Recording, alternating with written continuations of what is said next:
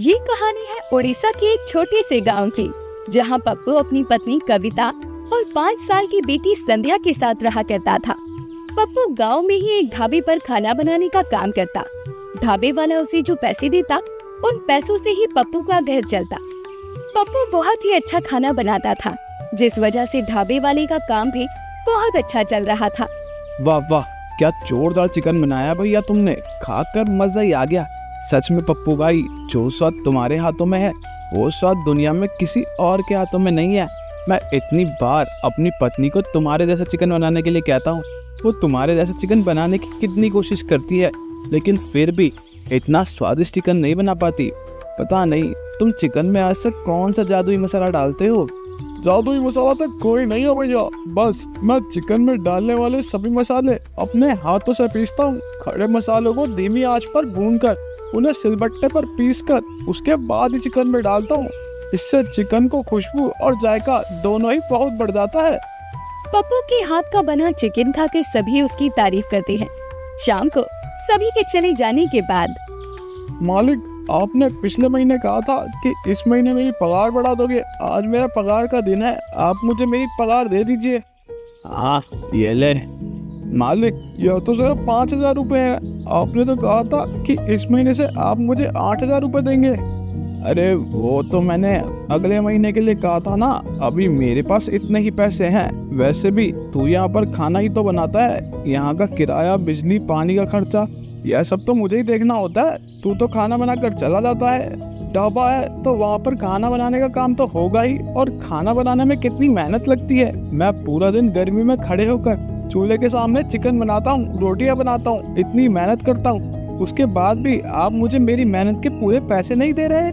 देख, मुझे अच्छी तरह पता है कि तू खाना बनाने में कितनी मेहनत करता है और कितनी नहीं। एक पतीले में भरकर चिकन बना देता है, कौन सा तुझे पूरा 10 घंटे तक चिकन बनाना होता है। चिकन बनाकर बाकी समय रोटियां ही तो सेकता है। अब तो मैं तुझे अगले महीने भी ज्यादा पगार नहीं दूंगा, तेरी जितनी पगार है उतनी ही रहेगी। देखिए मालिक, आप जानते हैं कि दूसरे ढाबे वाला रखो मुझे महीने के 10,000 रुपए देने को भी तैयार था, लेकिन आपसे वफादारी की वजह से ही मैंने उसके साथ काम नहीं किया। अब आप मेरे साथ ऐसा मत कीजिए, मैं बहुत मेहनत करता हूँ। अगर आप मेरी पगार नहीं बढ़ाएंगे तो मुझे मजबूरन कोई और काम ढूंढना पड़ेगा। इतने पैसों में मुझे मेरा घर चलाना बहुत मुश्किल लग रहा है। अच्छा, तो तू मुझे धमकी दे रहा है कि तू कहीं और काम ढूंढ लेगा तो मेरा ढाबा बंद हो जाएगा क्या? जा, तुझे कहीं और जाकर काम ढूंढना है तो जा ढूंढ। आज मैं तुझे नौकरी से निकाल देता हूँ, कल से यहाँ पर आने की कोई जरूरत नहीं है। पप्पू की पगार बढ़ाने की बात पर उसका मालिक उसे काम से ही निकाल देता है। पप्पू बड़े ही उदास मन से काम ढूंढने के लिए दूसरे ढाबे वाले राजू के पास में पहुँच जाता है। अरे पप्पू, तुम यहाँ पर, कहो कैसे आना हुआ? भैया, आपको एक खाना बनाने वाले की जरूरत थी ना, मैं उसी के लिए आया हूँ। मुझे नौकरी की जरूरत है।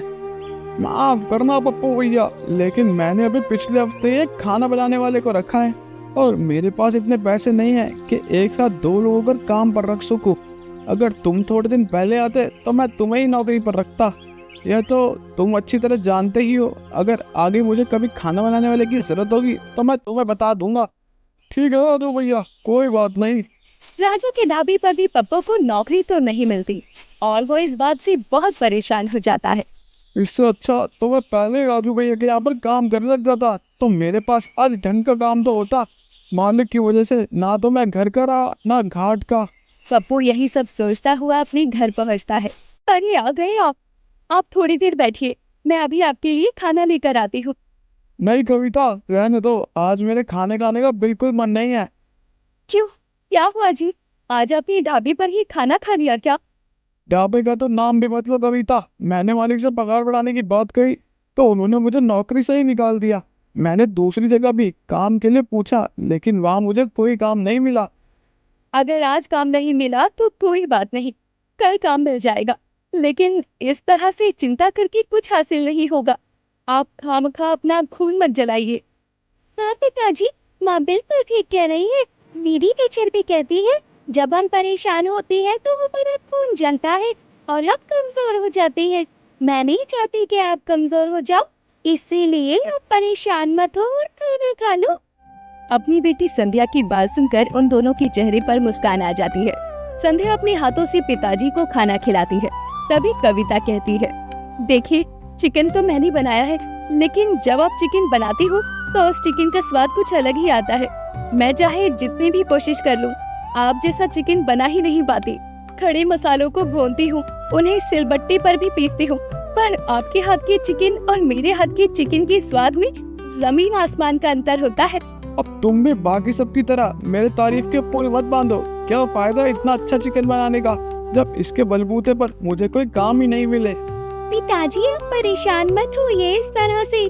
हमारे टीचर ने ना हमें गरीब औरत की कहानी सुनाई थी। वो बहुत अच्छा इडली सांभर बनाती थी और वो बहुत गरीब थी।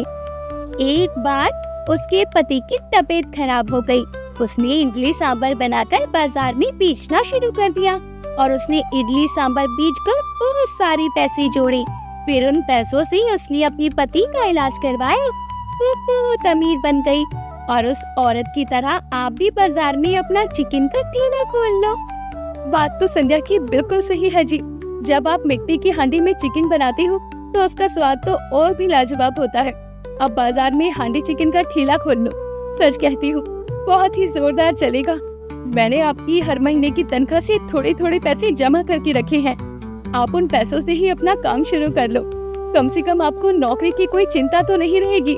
ठीक कहती हो कविता, संध्या ने बहुत अच्छा आइडिया दिया है। थैंक यू संध्या बेटा। यू आर वेलकम पापा। कविता कुछ बचाए हुए पैसे पप्पू को दे देती है। पप्पू उन पैसों से हांडी चिकन बनाने का सारा सामान और एक ठेला किराए पर लेकर आता है। अगले दिन वो सुबह जल्दी उठकर हांडी चिकन बनाने की सारी तैयारियां शुरू कर देता है।